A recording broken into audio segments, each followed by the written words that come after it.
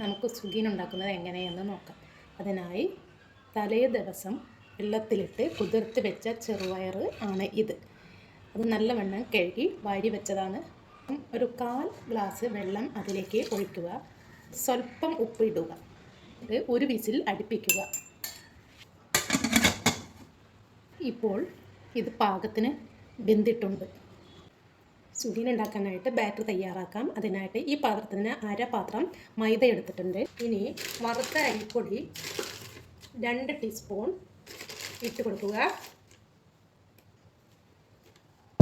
ഇതിന് കളർ കിട്ടുവാൻ വേണ്ടി സ്വല്പം മഞ്ഞൾപ്പൊടി ഇട്ട് കൊടുക്കുക. ഒരു 1/4 ടീസ്പൂൺ ഉപ്പ്. ഇനി വെള്ളം ഒഴിച്ച് ഇത് പാകത്തിനാക്കുക. ഈ പാകത്തിന് നമ്മൾ പൊടിച്ച ശർക്കരയാണ് ഇട്ട് കൊടുക്കുന്നത്. ഒരു 3 ടീസ്പൂൺ ശർക്കര ഇട്ട് കൊടുക്കുക. ഒരു 2 ടീസ്പൂൺ തേങ്ങ ചിരകിയത് ഇട്ട് കൊടുക്കുക. 1/2 ടീസ്പൂൺ ഏലക്കായ പൊടി, 1 ടീസ്പൂൺ ജീരകം പൊടിച്ചത് ഇട്ട് കൊടുത്ത് നല്ലവണ്ണം ഇളക്കുക. നമ്മുടെ വെളിച്ചെണ്ണ നല്ലവണ്ണം ചൂടായിട്ടുണ്ട്.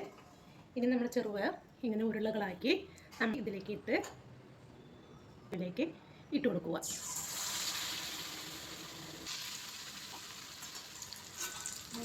നമ്മുടെ സുഗിയൻ റെഡി.